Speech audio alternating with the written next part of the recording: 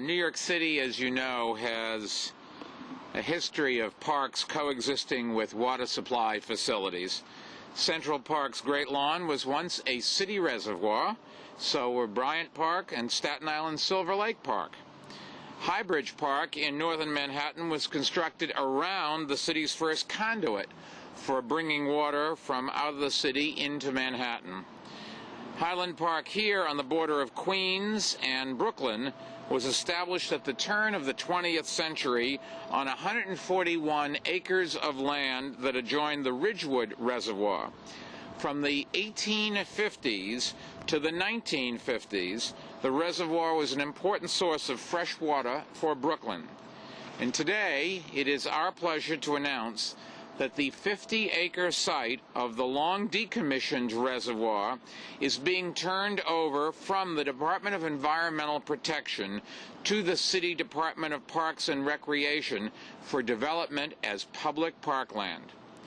Virtually all of the reservoir site is in Queens, making this the largest acquisition of parkland in Queens since 1981. And an exceptional opportunity to add a sizable parcel to the city's network of parks.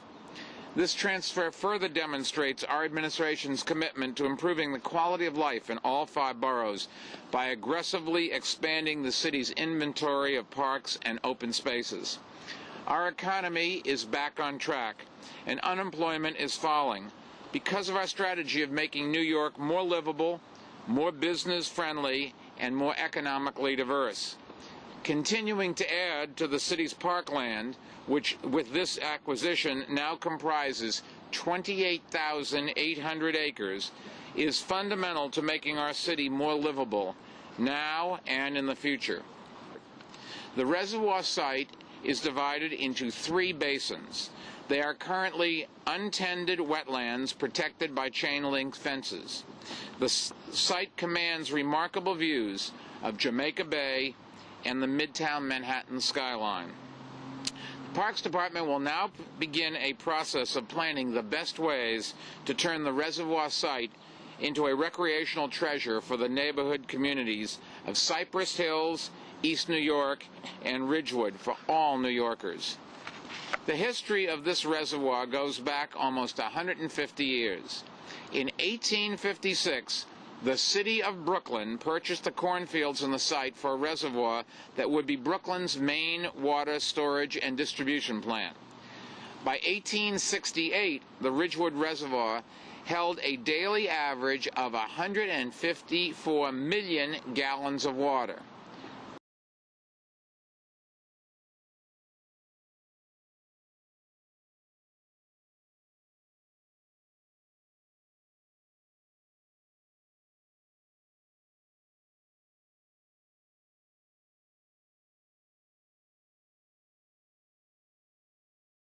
This is the park is growing by more than a quarter. It is one of the largest acquisitions of parkland in recent memory, and it is, as you can see, a great natural treasure. The work that remains ahead of us is to figure out how best to program it and how best to figure out how to make it into great parks. As the mayor mentioned, there has been a long heritage of cooperation between the Parks Department and the Department of Environmental Protection, going back to the days before we even had names for these agencies.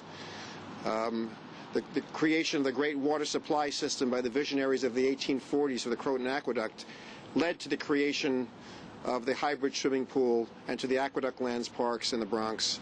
And I'm so pleased that Commissioner Ward was able to see his way to parting with this great resource. We look forward to developing this. As you can see, probably some of it should remain in a natural state as a wildlife sanctuary, but there are some possibilities for ball fields and for a lot of other things, depending on what it is we can do with the community.